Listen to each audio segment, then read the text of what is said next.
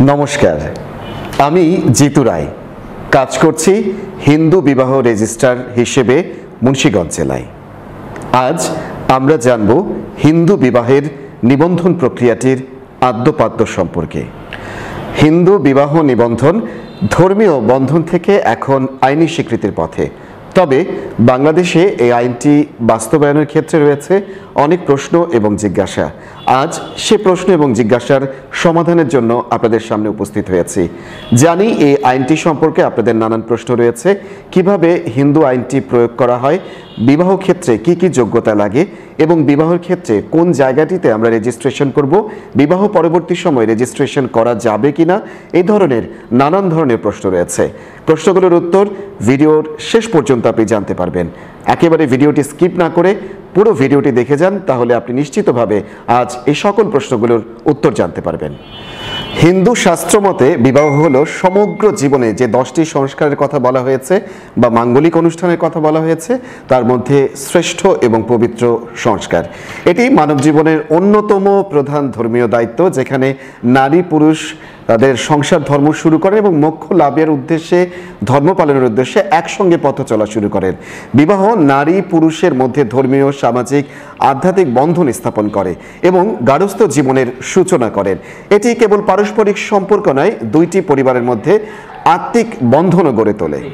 আমাদের হিন্দু ধর্মাবলম্বীদের কাছে বিবাহ শুধুমাত্র একটি সামাজিক দায়িত্ব পালন নয়, বরং এটি হিন্দু ধর্মীয় ও আধ্যাত্মিক অনুষ্ঠানের একটি অংশ। দীর্ঘদিন ধরে ধর্মীয় আচার অনুসারে সম্পন্ন হওয়া বিবাহকে যথেষ্ট বলে বিবেচনা করা হলেও সময়ের পরিবর্তনের সাথে সাথে এখন এই সম্পর্কের আইনি স্বীকৃতি, সামাজিক নিরাপত্তা এবং নারী পুরুষ উভয়ের অধিকার রক্ষায় বিষয়টি অত্যন্ত গুরুত্ব পাচ্ছে। আজ এই জন্যই এই সম্পর্কের ধর্মীয় বিশ্বাসের সাথে সাথে আইনগত ভিত্তি অপরিহার্য হয়ে উঠেছে।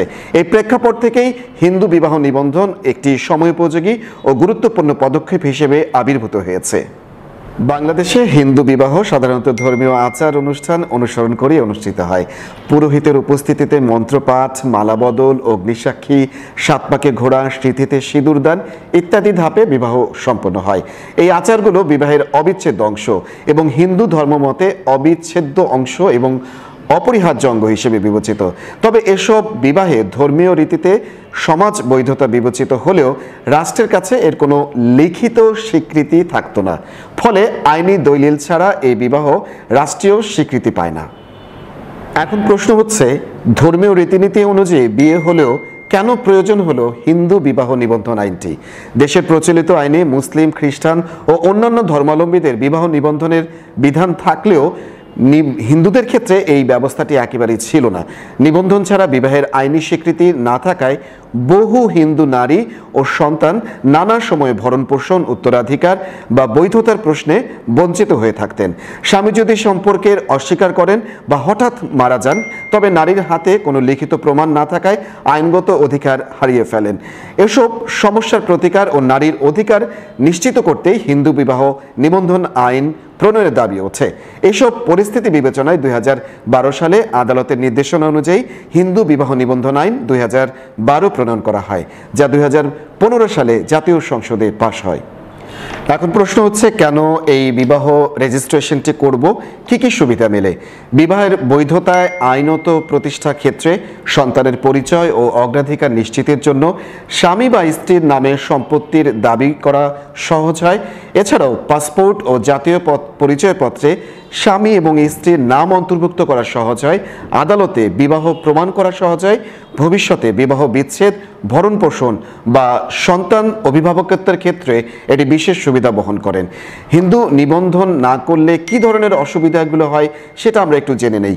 আদালতে বিবাহ প্রমাণ করতে তারা ব্যর্থ হন, নারী দাম্পত্য সম্পর্কের প্রমাণ দিতে ব্যর্থ হন। ফলে সম্পত্তি বা ভরণ পোষণ থেকে তাদের দাবি বা জটিলতা হতে পারে। সন্তানদের জন্ম নিবন্ধনের ক্ষেত্রে সমস্যার সৃষ্টি হতে পারে।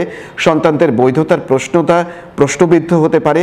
সন্তানের উত্তরাধিকার, ভরণ পোষণ, পেনশন দাবিতে জটিলতা দেখা দিতে পারে। পাসপোর্ট বা জাতীয় পরিচয়পত্রের ম্যারেজ না দেখানোর কারণে কিন্তু এটি প্রমাণ হিসেবে কিন্তু আর থাকছে না, যা বিদেশ গমনের ক্ষেত্রে বা সরকারি কাজে বিবাহিত পরিচয়ের ক্ষেত্রে আপনারা স্বামী স্ত্রী কিনা সেটি প্রমাণ করতে কিন্তু ম্যারেজ সার্টিফিকেটটি আপনাকে গ্রহণ করতেই হয়। আর সেক্ষেত্রে এখন এই আধুনিকায়নের যুগে এসে আমরা যেটি লক্ষ্য করছি, পাসপোর্ট করতে গেলে, ভিসা আবেদন করতে গেলে বা উন্নত দেশের জন্য আপনি যখনই চেষ্টা করবেন তখনই কিন্তু আপনার স্বামী স্ত্রী বা আপনাদের দাম্পত্য জীবনের বৈধতা প্রমাণের জন্য কিন্তু আপনাদেরকে ম্যারেজ সার্টিফিকেটটি করতে হচ্ছে। এটি এখন আর ধর্মীয় বন্ধনের মধ্যে আবদ্ধ নেই, এটি চলে এসেছেন আইনি স্বীকৃতির পথে এবং দাম্পত্য জীবনের, হিন্দু ধর্মাবলম্বীদের দাম্পত্য জীবনের বৈধতা বা প্রমাণের জন্য কিন্তু ম্যারেজ সার্টিফিকেটটা এখন খুব সহজ এবং অত্যন্ত গুরুত্বপূর্ণ হয়ে গেছে। অনেক প্রশ্নগুলোর মধ্যে প্রধান জানার বিষয়টি হচ্ছে এর জন্য কি কি যোগ্যতার প্রয়োজন হয়। একজন হিন্দু পুরুষ অথবা নারী, পুরুষের ক্ষেত্রে 21 বছর বয়স, নারীর ক্ষেত্রে অবশ্যই অন্যান্য নিয়ম অনুযায়ী, অন্যান্য আইন অনুযায়ী অবশ্যই 18 বছর হতে হবে, তাহলেই আপনারা বিবাহ রেজিস্ট্রেশনটির জন্য উপযুক্ত বলে গণ্য হবেন। অনেক ক্ষেত্রে দেখা যায় অনেকেই এই বয়সটার মধ্যেই তারা কিন্তু চেষ্টা করেন নিজেদের বিবাহ বন্ধনে আবদ্ধ করবার জন্য, তারা কোর্ট ম্যারেজ বা এই ধরনের সিদ্ধান্ত নিয়ে থাকে। দেখুন, কোর্ট ম্যারেজ হচ্ছে সাধারণত একটি ঘোষণা মাত্র, আর এই ঘোষণাটি কিন্তু আপনার বৈবাহিক নিরাপত্তা বা বৈবাহিক সনদের কিন্তু চূড়ান্ত পর্ব নয়। আমি আবারও বলতে চাই যে যারা তাৎক্ষণিকভাবে বিবাহ করবার সিদ্ধান্ত গ্রহণ করেন এবং বিবাহ করবেন এই ধরনের মানসিকতা চেষ্টা করেন, তারা কোর্ট ম্যারেজ যেটি করেন সেটি একটি ঘোষণাপত্র মাত্র। কিন্তু হিন্দু আইনে স্পষ্ট বলা আছে সপ্তপদী সম্পন্ন হবার পরই আপনার কিন্তু অন্যান্য ধারাবাহিক কার্যক্রমগুলো চলবে। সেক্ষেত্রে আপনাকে অবশ্যই সপ্তপদী সম্পন্ন করতে হবে। নরনারীকে বা নরনারীকে সিঁথিতে সিঁদুর দান করবেন এবং সপ্তপদী সম্পন্ন করবার পরেই তবেই কিন্তু তারা কাগজপত্রের দিকে এগিয়ে যাবেন। তারপরে কোর্ট ম্যারেজ করার পরে সর্বশেষ ধাপটি হচ্ছেন আপনি বিবাহ রেজিস্ট্রেশনের জন্য আসবেন। তার মানে আপনাকে যেটি বোঝা যাচ্ছে যে প্রথমেই যে ভাবনাটি আমাদের মধ্যে আসেন, কোর্ট ম্যারেজ করে ফেলা মানেই হচ্ছে আমাদের হিন্দু ধর্ম অনুযায়ী, হিন্দু আইন অনুযায়ী আমরা সিদ্ধ বিবাহের দিকে এগিয়ে গেলাম। এটি সম্পূর্ণ ভুল ধারণা। আপনাকে যদি ধর্মীয় রীতিনীতি মেনে বিবাহ সম্পন্ন করতে হয় তাহলে অবশ্যই পুরোহিতের মাধ্যমে আপনাকে সপ্তপদী সম্পন্ন করতে হবে এবং পুরোহিতের সেই সনদটি আপনাকে গ্রহণ করতে হবে।